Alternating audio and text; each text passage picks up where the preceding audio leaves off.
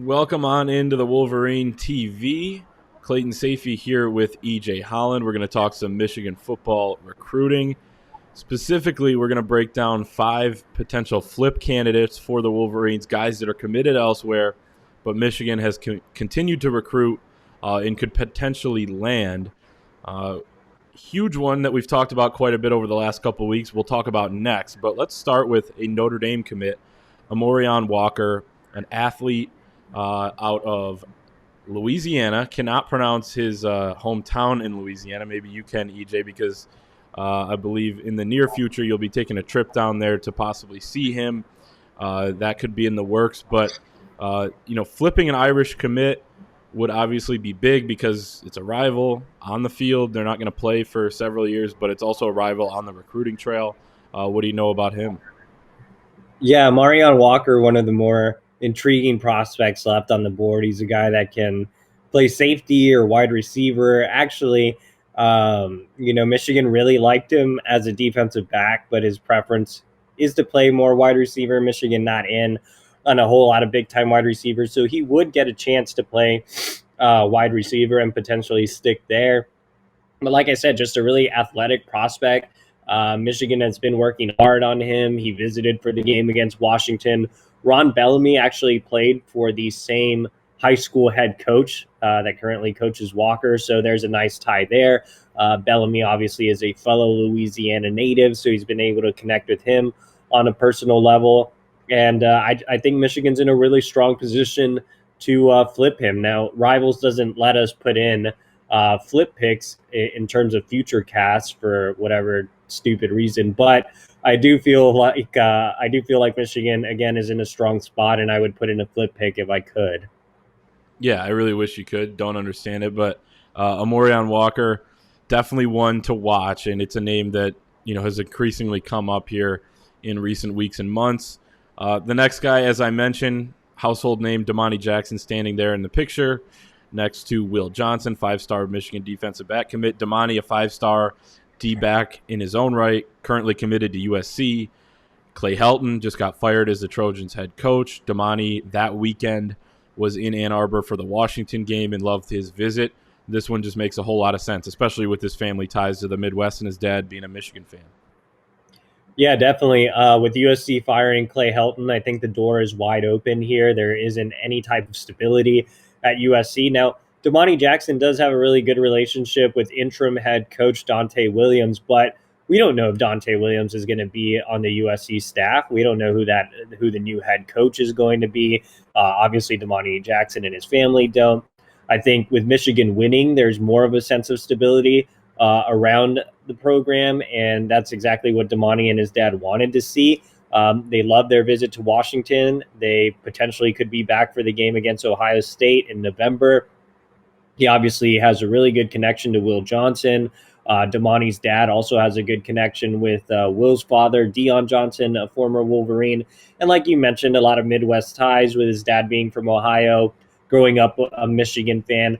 I think, this one makes more and more sense. I think that it's a very, very realistic flip here. So we'll see what happens with the USC situation. That'll be key. If USC does keep Dante Williams on staff, that makes things a little more difficult. But again, door open here for Michigan to continue to make a move with Damani Jackson.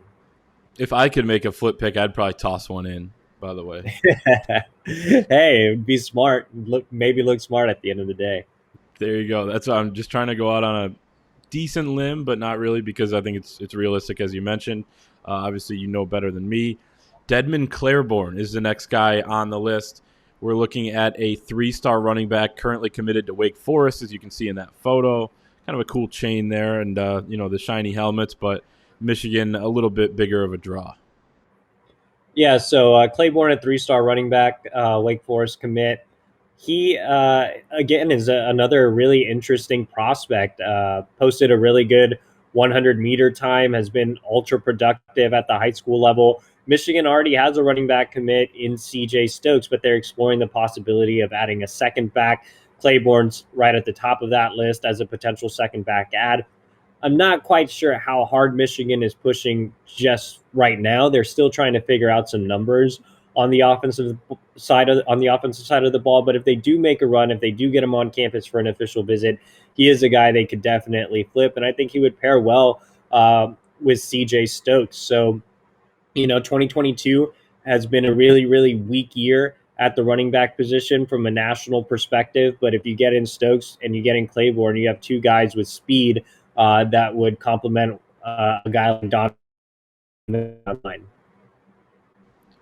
Yeah, definitely. And when you look at Michigan's rushing attack right now, leading the nation as we speak, 350.3 yards per game, wouldn't be shocked if, guys want to jump on board. You got to wonder what the recruiting implications are of this offense. EJ, you wrote a great column about that the other day, but I digress. 3-star defensive back Andre Stewart, currently committed to Kentucky. This one also makes a decent amount of sense. Steve Klinkscale, Michigan's defensive passing game coordinator and D-backs coach, coming, of course, from Kentucky. So there's a relationship there between those two, and obviously he's evaluated him quite a bit. What are your thoughts on this one?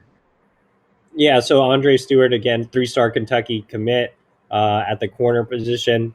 Michigan looking to add a couple more defensive backs this cycle. Stewart, like you said, makes a lot of sense. Steve Klinkscale offered him at Kentucky, landed him. Not only that, he's a teammate of top edge rusher target Joshua Josephs. Stewart is looking to make an official visit to Michigan, potentially for the game against Ohio State. If he does make it to campus, I could definitely see the Wolverines flipping him. He's a true corner, about 6 foot, really good length, and I think would be a nice addition to a secondary that already features Will Johnson, Cody Jones, and Miles Pollard. Final guy on our list, Keon Saab.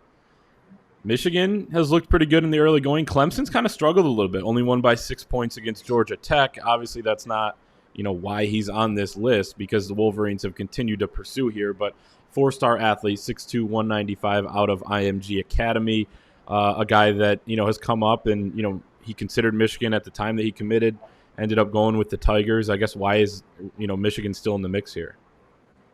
Yeah, so Saab's probably the biggest long shot on this list, but Ron Bellamy hasn't stopped keeping in contact. Like you said, Clemson hasn't looked like the Clemson of old this season, and Michigan's continuing to win. Saab did come to campus, made his official visit this summer, had Michigan in his top group. He's held a Michigan offer for a long, long time. He's always been a fan of the program. I think, if Michigan can swing a late season visit, then, things will get more real. But yeah, I would just continue to monitor it right now. It's more preliminary. I don't think, if I were a Clemson writer, I wouldn't be extremely worried.